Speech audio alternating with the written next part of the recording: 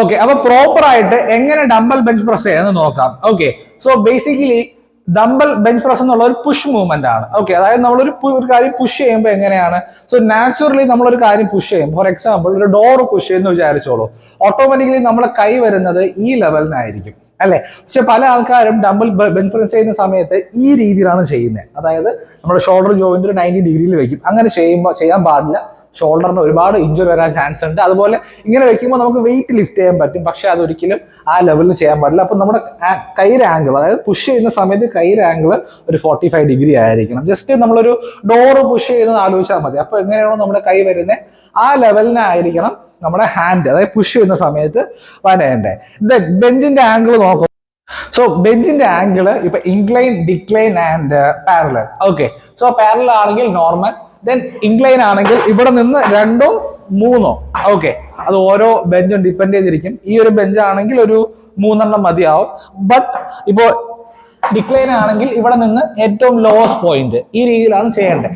പക്ഷേ പുതിയ സ്റ്റഡീസ് പറയുന്നത് ഇങ്ങനെ ഇൻക്ലൈൻ, ഡിക്ലൈൻ, പാരലൽ എന്നുള്ള കോൺസെപ്റ്റിന് പകരം ഒരു 30 ഡിഗ്രി ആംഗിൾ, അതായത് ഇൻക്ലൈനും അല്ല, പാരലലും അല്ല, ഡിക്ലൈനും അല്ല, ഈ ഒരു 30 ഡിഗ്രി ആംഗിളിലാണ് ചെയ്യുന്നതെങ്കിൽ നമ്മുടെ 3, അതായത് ചെസ്റ്റ് മസിൽസിന് 3 മസിൽസ് ഇല്ല, ഒറ്റ മസിലേ ഉള്ളൂ. പക്ഷെ 3 റീജിയനിലും ഈക്വലി നമുക്കൊരു പമ്പ് കിട്ടും. അപ്പൊ ഈ ലെവലിനും ചെയ്യാം.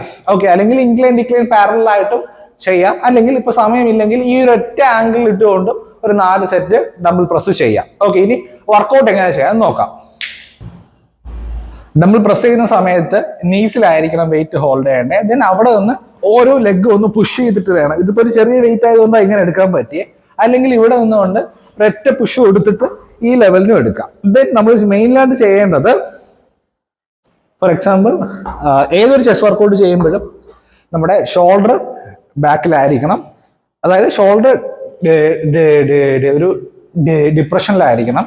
ദെൻ നമ്മുടെ ബാക്ക് ആർച്ച് ചെയ്തിരിക്കണം, ചെസ്റ്റ് മസിൽസ് അപ്പ് ആയിരിക്കണം. ഈ ഒരു ലെവലിനായിരിക്കണം ഏതൊരു ചെസ്റ്റ് വർക്കൗട്ടും ചെയ്യേണ്ടതെങ്കിൽ ചെസ്റ്റിന് പ്രോപ്പർ ആയിട്ട് ആ ഒരു ടെൻഷൻ കിട്ടുള്ളൂ. അറ്റ് ദ സെയിം ടൈം ഷോൾഡറിന് ഇഞ്ചുറി വരാതിരിക്കുകയുള്ളൂ. സോ ജസ്റ്റ് ലിഫ്റ്റ് ചെയ്യുന്നു, ഷോൾഡർ ഡൗൺ ചെയ്യുന്നു, ബാക്ക് ആർച്ച് ചെയ്യുന്നു, ദെൻ ചെസ്റ്റ് അപ്പ് ചെയ്തിട്ട് 1 2 3 4 5. ഓക്കെ, സോ ഈ ലെവലിന് പുഷ് ചെയ്യുക. അപ്പോൾ മെയിനായിട്ട് ശ്രദ്ധിക്കേണ്ടത്